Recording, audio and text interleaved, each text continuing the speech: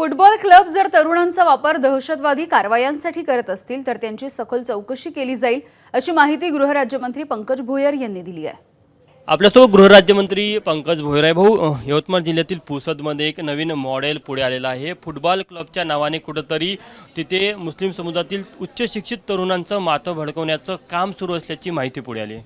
अशा पद्धतीचे काही क्लब जर का तरुणांचा वापर, विद्यार्थ्यांचा वापर अँटी टेररिस्ट कारवाई आपल्या टेररिस्ट कारवाई करण्याकरता करत असतील तर निश्चितपणे त्यांची सखोल चौकशी करून त्यांच्यावर कारवाई करण्यात येईल। याआधी आपण बघितलं राज्यामध्ये सिमीचं एक मॉडेल पुढे आलेलं होतं आणि विद्यार्थ्यांना वेगवेगळ्या प्रकारे त्यांची माती भडकवली जात होती। आता कुठेतरी खेळाचा वापर केला जात असल्याचं पुढे येत आहे। अशी माहिती प्राप्त झाली होती, त्याच्यामुळेच त्या ठिकाणी कार्यवाही करण्यात आली। परंतु इतर ठिकाणी जर का असा प्रकार होत असेल तर त्यांच्यावर देखील त्या ठिकाणी कार्यवाही करण्यात येईल। सध्या पुसद व्यतिरिक्त इतर ठिकाणी अहिल्यानगरमध्ये देखील आपल्याला कारवाई होताना पाहायला मिळत आहे। नाही, ज्या ज्या ठिकाणी अशा पद्धतीच्या घटना घडल्या असतील किंवा घडत असतील तर त्याची माहिती घेऊन कार्यवाही करण्यात येईल। बघू शकतो की गृहराज्यमंत्री पंकज भोयर यांनी ATSच्या संदर्भात सांगितलं की कुठेतरी ज्या क्लबमध्ये हा सर्व प्रकार सुरू होता त्याची गुप्तहेर संस्थेला माहिती मिळाली होती आणि त्यानंतर कारवाई करण्यात आली। या संपूर्ण प्रकरणाची चौकशी केली जाईल, त्यानंतर पुढची कारवाई केली जाईल।